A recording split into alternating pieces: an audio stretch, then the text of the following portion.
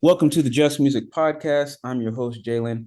Marco's not on this episode, but have the pleasure to really sit down with a well accomplished person in the music world, also a very good guy. He is the associate artist for the Scotland's National Orchestra. He's also assistant conductor for the English National Opera, and he's part of the general worldwide management with the Night Classical.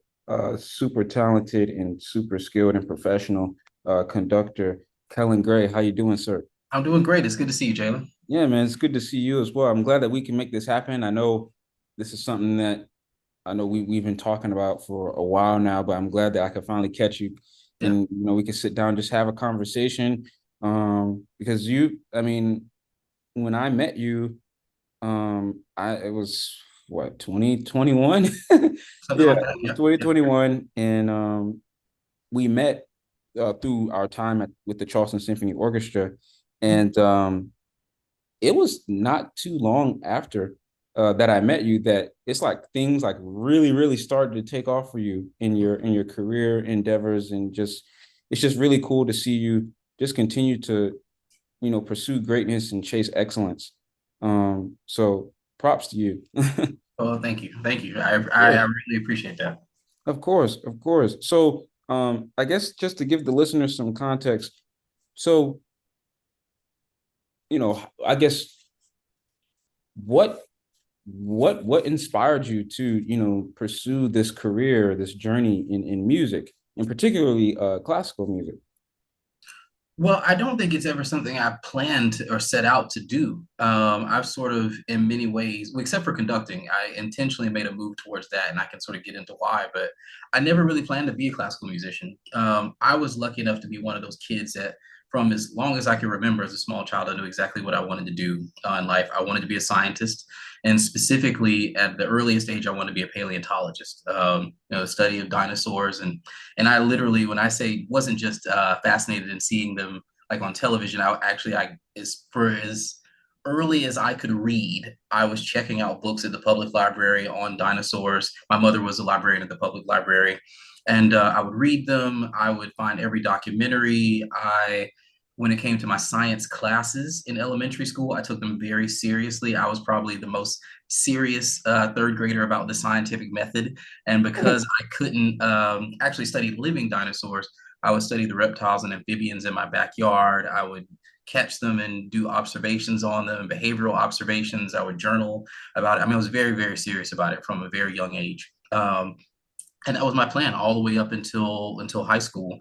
I'd gone into my senior year, and I had already been accepted to the biology program for undergrad at South Carolina State University. That was going to be my first step. I was going to study in biology, do my undergrad in biology, and then move on to doing other graduate degrees that would move me towards eventually being a herpetologist. Because during that sort of path of studying snakes and or reptiles and amphibians, I lean more towards herpetology than paleontology. That's Mm. another story into itself. But it was around that time in my senior year that I started to think about what would I like to do every day. What do I really enjoy doing and I love doing? And that really sort of confronted me with that very simple but tough question. Um, what do I enjoy versus what do I don't enjoy? And as much as I love science and discovery, I did not like doing math at all. And being doing math is kind of an essential part of being any sort of studier of living things and being a Mm. biologist. And so it's like, well, the thing I love to do is to play the violin. And so I started. Luckily, I was already at that point taking private lessons just because I wanted to be a better violinist. I started playing violin in the public school system in about the seventh grade, and but just because I loved it and I was passionate about it and somewhat competitive about it, I wanted to take private lessons, which I paid for on my own, and I mowed lawns and worked my various jobs and things like that to pay for violin lessons starting the summer after my junior year, I believe, and then eventually switched teachers. Although reluctantly at first, but I'm so glad I did. Only not for leaving that previous teacher, but for joining the future teacher I would have, Mr. Leroy Sellers, who was a violinist who was actually was one of the first two musicians to integrate the Charlotte Symphony back in the 60s. And he became my violin teacher. And he really not just sort of pushed me hard, impressed me, but really supported me. He gave me like 2 and 3 hour lessons for absolutely free. Wouldn't charge me a dime for it. Put me in touch with a luthier violin maker who actually got me an instrument and a bow and a case that's proper for going to study music. The same one I still have today, even though I don't really play professionally anymore. Um, that was able to put me in contact with a teacher that I'll eventually study with in my undergrad. And that sort of platform of that sort of network of a couple violin teachers, violin maker, and the people that they knew sort of were really a real support system for walking into sort of a land, a real foreign land for me that I just was not familiar with at all. Because I didn't have a background in music like other music majors would have. I didn't study theory. I dedicated my whole life to science prior to those 18 years, and then sort of didn't have anybody or any reference frame to rely on except for those few people. And so yeah, that's what ended up taking me into studying music, at least on the undergraduate level, from transitioning from science to music very quickly within my senior year after I'd already been accepted to a program. But luckily, it was not too late for me to audition for an undergraduate program at Columbus State University. I was able to get in and get a scholarship to study music.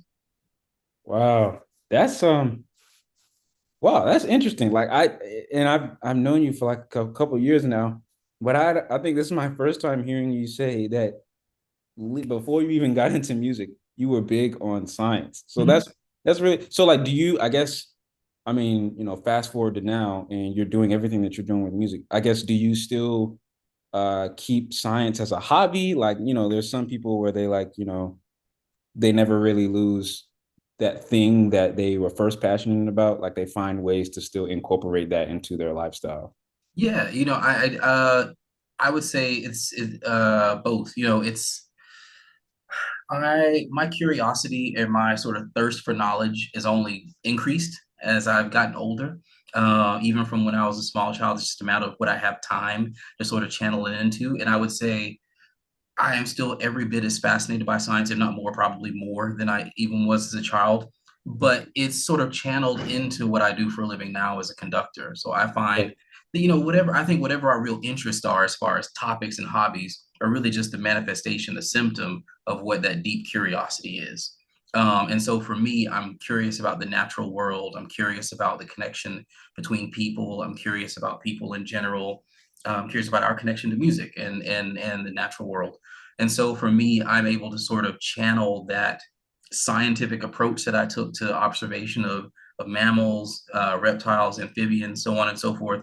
And I channel it into the interpretations of classical works, of really analyzing a piece for its various areas of aesthetic, how those are made up, how do we create sound, how do I want the audience to hear it, how do I with the relationship of these five instruments playing together or against each other, how do I manipulate it in a way in which the human ear is hearing it in the sequence of folding that I want it to be heard.